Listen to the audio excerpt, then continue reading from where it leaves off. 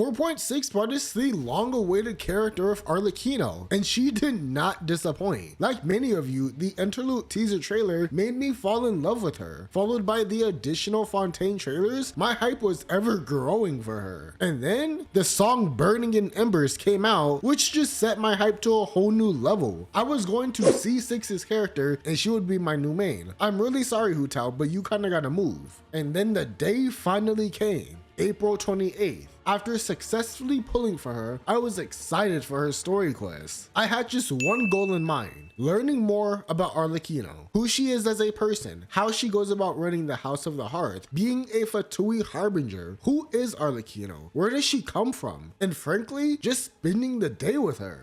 A few days had passed and I had entered the story quest, and first impressions? I was enjoying it. Getting to see Liney again, seeing members of the House of the Hearth, Arlecchino appearing out of nowhere, Lynette pulling the same trick on us that she learned from Father, Fermine being a really good character. For the first opening section, I was thoroughly enjoying it. However, this is where the problems that I saw online come into play. Now, I'll admit, sometimes I'm a little slow, so I didn't pick up on Clairvy right off the bat. But once I did, which was when she mentioned Perry, my enjoyment kind of dropped because the mystery was gone. This entire quest set up this mystery of who this child was. Are the things that she's saying about the house true? The cruelness of the knave, the experiments, working with the doctor. But if you watched the Embers animation, you already know the answer to this. You already knew that she's talking about Mother, the previous knave, Crucibina, not Arlecchino.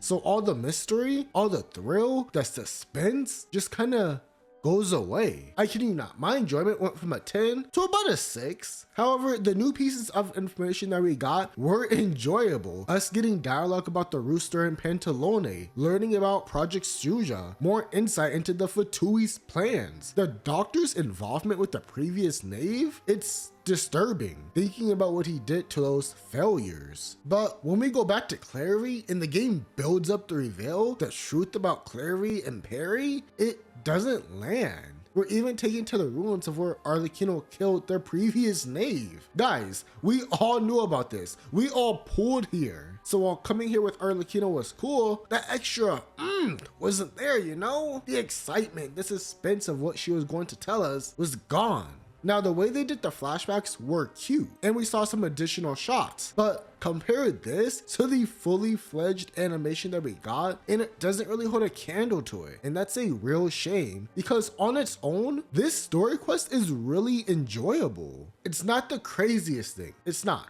It's revolved around Arlecchino's world, which is the House of the Hearth. I still would have preferred if we got a lot more Arlecchino in her story quest, but I understand that she herself is shrouded in mystery. She's the fourth Fatui harbinger. She's a master of espionage. She keeps her secrets. I think it would have been a great idea to have the story quest reference her Embers animation, but have us do something completely different. Maybe have us go on a mission with Arlecchino and mentioning something that reminds her of Clairvy. Maybe Arlecchino takes an interest in the Traveler since we're not only famous, but we pose a threat to the Fatui and she wanted to get a better read on us. My point is that the story quest could have gone in so many different directions than the one that it went in. If you had to pick between Arlecchino's backstory in the game versus the animation, 9.9 times out of 10, you're picking the animation, especially with the quality that we got. Now, everything past the backstory, I really enjoyed. The knave challenging Liney, her successor, defending the house, Liney standing on business and him willing to defend his people, us getting more Nouvelette and early interaction. It was all enjoyable. But of course, by this point, we knew that Arlecchino wasn't a bad person, so she wasn't going to kill the deserting members. So seeing the solution that she came up with was interesting. And now I do want to talk about Arlecchino as a character and about her morally gray side. Originally, I was a bit upset as she isn't really morally gray. Yes, she sends children to fight in a war, but she gives them an out if they no longer want to be in it. I understand that she's doing this to oppose the rule of Crucibina, but she still feels like too much of a good guy. But then I realized that that's because we got to know her a bit better and spend a lot more time with her than most. As she said, "Good. Like I said, I like it when others have misconceptions of me." That's how she appears to everyone else, which is why Child and Scar's voice lines say the things that they do about her. Even her leading the intelligence division gives off this cold and impressionless vibe. But in all honesty, Arlecchino seems like the type of person who you could sit down with and have a nice quiet cup of tea with. Just a peaceful silence. If she allows you to see that side of her though. She's probably in my top 3 most favorite characters. I like that she's kind to her kids, strict when she needs to be, and keeps to herself. Maybe MiHoYo will throw some flags at us about her. Won't really matter, she's perfect in every way. But you know, make us question just what she actually wants. Maybe down the line we'll get something. She even mentions at the end of the quest that if we ever cross paths again, either as friend or as foe, she'll remember the kindness that we showed to her house. But on an inside perspective, she's pretty sane and has a deep love for her children. Do I think the quest was a disaster? No. I'll rate it about an 8 out of 10. Now, if you immediately recognize Clairvy from the animation, then I can't blame you if you didn't want to do the rest of the story quest. But I still think it's a good one.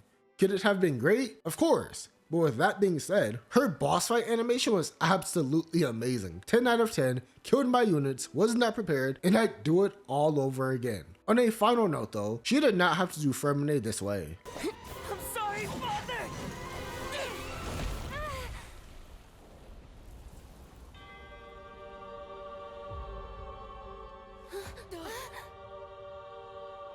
Sorry for what? This pitiful excuse for an attack.